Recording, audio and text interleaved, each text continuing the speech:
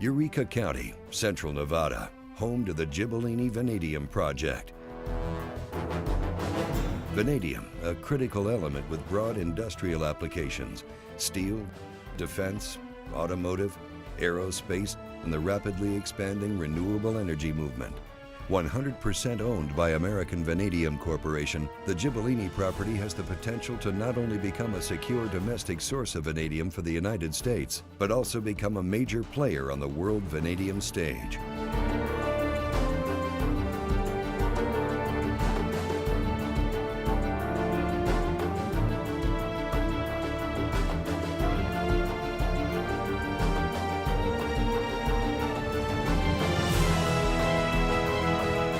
Our Gibellini mine, located in Nevada, is on track for production in the near term as the only vanadium mine in the United States. The Gibellini Project has a unique geology in which the vanadium is hosted in a shale.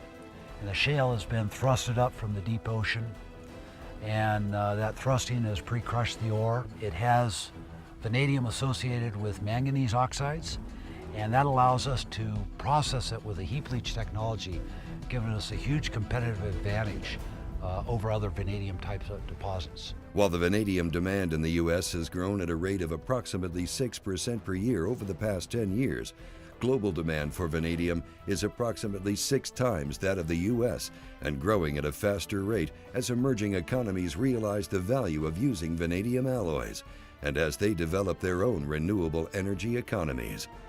The key to American vanadium's success in supplying the global market with their high-purity vanadium is their straightforward production plan.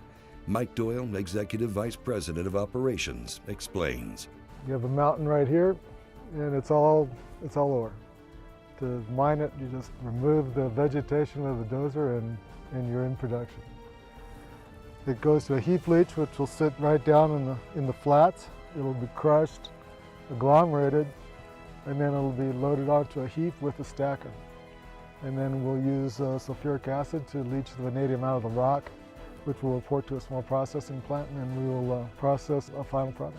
At the end of the day, we will mine about 20 million tons of vanadium, and 18.4 million of it will end up on the heap, which is incredible. Most other vanadium deposits, the vanadium is tied up in oxides and silicates, and they require roasting and leaching and very energy-intensive processes. We basically break up the rock, haul it down to a heap leach pad, sprinkle it with sulfuric acid, and recover the vanadium. Our unique geology allows us to produce 2 clean products on site. One, the vanadium pentoxide flake for the steel industry, and vanadium electrolyte for the mass storage batteries. With an estimated annual output of over 6,000 metric tons of vanadium, the American Vanadium properties could supply greater than 25% of America's needs and 4 to 5% of the world's usage of vanadium. This makes the Gibellini Project a significant global resource. Vanadium truly is a green metal. If you use as little as 0.1 or 0.2% vanadium content in your steel, you actually increase the strength by 50 to 100%. And that allows you to use 30% less steel in your structure, yet you maintain its integrity. This means you actually are using less iron ore, less energy, even less steel mills, making not only a cost-effective solution, but you're actually saving the environment. As recently as 2005, a simple change in building codes turned China from the world's largest exporter to a net importer, causing a 450% increase in vanadium prices in less than a year. Any new building designed in China must incorporate grade 3 or 4 rebar, both of which require vanadium. This equates to an additional 27,000 metric tons of vanadium per year demand, an increase of about 40%. China truly understands the value of vanadium, and they're making it a core part of their new 5-year plan. Currently, they use about 0.035% vanadium content amongst all their steel, the world average being about 0.05, and the United States using 0.09. So now with China driving forward to increase their use of that world average, it's going to have a tremendous impact on global gold prices. Something's happening in China.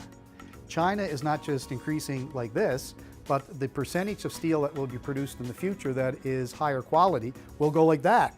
So you're going to need more vanadium and other steel strengtheners in order for them to achieve their objectives. This seemingly subtle change in the building code in China is actually expected to increase the global demand worldwide by up to 40% in already a very tight market. But the need for vanadium reaches far beyond the steel industry. It's also a key piece of the renewable energy movement. Vanadium electrolyte is part of the solution to unleash a massive exponential development in renewable energy. Big problem with renewable energy is wind farms work, but you don't know when the wind's going to blow. So the real bottleneck has always been over storage. How do you store electricity in a cost-effective way? So if you produce a lot, you can hang on to it.